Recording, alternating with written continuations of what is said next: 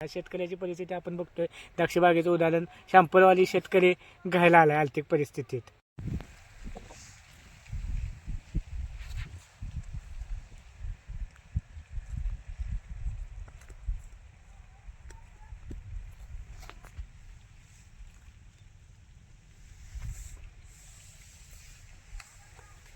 नमस्ते.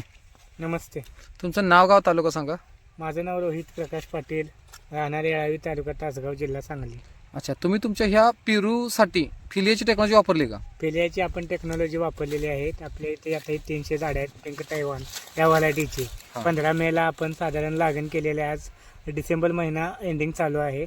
7 महिने झालेले आहेत प्लॉटला आपले 7 महिने झाले आहेत. 7 महिन्याचा हा प्लॉट आहे. 7 महिने. मला एक सांगा की तुमचा प्लॉट आणि तुमच्यावर कोणी लागण केल्या का? आमच्या इथं नाही, पण बघून आलोय आम्ही. प्लॉट मागे पुढे झालेले आसपासचे बघून आले. 7 महिन्यात एवढा प्लॉट डेव्हलप होतोय का? नाही झाला.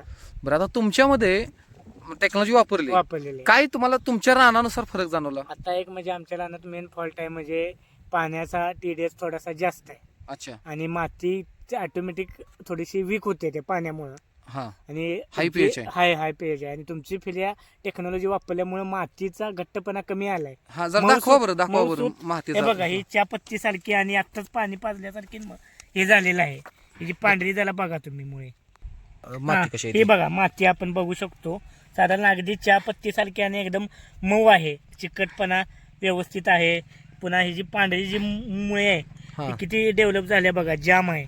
कुठं सुट त्याला असं कुठं विकनेस नाही, किंवा बुरशी लागल्या, किंवा कुठं कुलतडले, वाळवी टाईप, किंवा कुठली आळी किंवा काय. म्हणजे झाड पाहिजे त्या पाण्याच्या जमिनीच्या मानानं चांगली ग्रीप घेतली या टेक्नॉलॉजीमुळे. ऑक्सिप्लो आपण याला सोडलेला आहे. दुसऱ्या तिसऱ्यांदा सोडले. 15 दिवसाच्या अंतराने आपण सोडतोय ऑक्सिप्लो. पुन्हा निमॅटोड साठी पण आपण औषध सोडलेले आहे त्यामध्ये. बरं, आता तुम्ही फिलियाचं टेक्नॉलॉजी वापरल्यापासून तुम्हाला खर्चामध्ये काय फरक वाटतोय? खर्चामध्ये आहे म्हणजे खूप मोठ्या प्रमाणात बाहेरची औषधं आणि तुमची मोठ्या प्रमाणात तफावत आहे. शेतकऱ्याची परिस्थिती आपण बघतोय.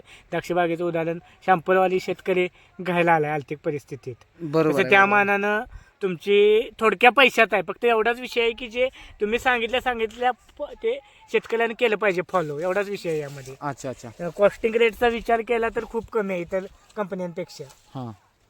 मग आता तुम्ही वापरून समाधान आहे? समाधान आहे. आपण आता इतर जी म्हणजे डाळिंब शेती करणारे असू देत किंवा पेरू शेती करणारे शेतकरी असू देत, तर त्यांच्यासाठी तुमचा काय सल्ला असेल? त्यांच्यासाठी माझा सल्ला आहे की एक तर त्यांनी आधी जमिनीचा पाण्याचा अभ्यास करणे, आणि ते ह्या टेक्नॉलॉजीला जे हे आहे साजेस तसं त्या पद्धतीने करून घेणे.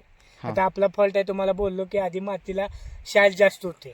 मातीचा चोपणपणा किंवा काय म्हणतो असं चक्की किंवा असं हे दगडागत होते. आता आपण बघितले की हातात माती टिकत नाही, लगेच बारीक म्हणजे सॉफ्ट माती मऊ झाल्या, आणि त्यात अन्नद्रव्य म्हणा किंवा काय त्यात ऑटोमॅटिक त्या तुमच्या औषधामुळे जीवाणू तयार झाले. थोडक्यात जमिनीची म्हणजे ताकद वाढलेली आहे. आणि जे आपण औषध देतोय ते झाडाला लागू झालेत 100% लागू ह्याच्या प्रमाणात. मला एक सांगा, 7 महिन्यामध्ये तुमच्या झाडाची जर म्हटलं फ्लावरिंग बघायचं म्हटलं तर कितपत आहे? तर दाखवा बरं. 1 मिनिट.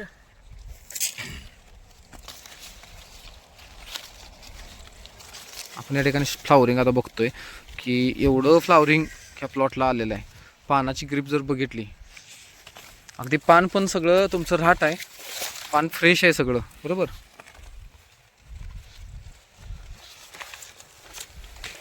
आणि याचा शेंडा सुद्धा अगदी 1 नंबर चालू आहे. झाडाचा पाठीमाग बघता अखंड प्लॉट 1 नंबरचा दिसतोय. ओके, आता मला एक सांगा की तुम्ही तुमच्या ह्या म्हणजे फळ शेतीवरती समाधान आहे का? समाधान आहे. बरं, ह्याचा तुम्हाला काय म्हणजे इतर शेतकऱ्यांसाठी तुमचा सल्ला काय असेल, किंवा इथून पुढे तुम्ही तुमच्या इतर शेतीला ही टेक्नॉलॉजी वापरणार? हो, आम्ही आता आम्ही गहू लावला इकडे 3 एकर. त्यामध्ये सुद्धा आपण खताचा बेसळ डोस असू दे, ज्या गव्हाला आपण बघतो तांबेरा प्रामुख्याने येतो, पुन्हा मर रोग एक असतो, ह्याच्या सगळ्या गोष्टी आपण फिलियाचे प्रोडक्ट घेणार आहे. आपण गहू जाऊपर्यंत जे काय लागतील, पाण्याची जशी व्यवस्था असेल तर त्याप्रमाणे आम्ही घेणार आहे. अच्छा.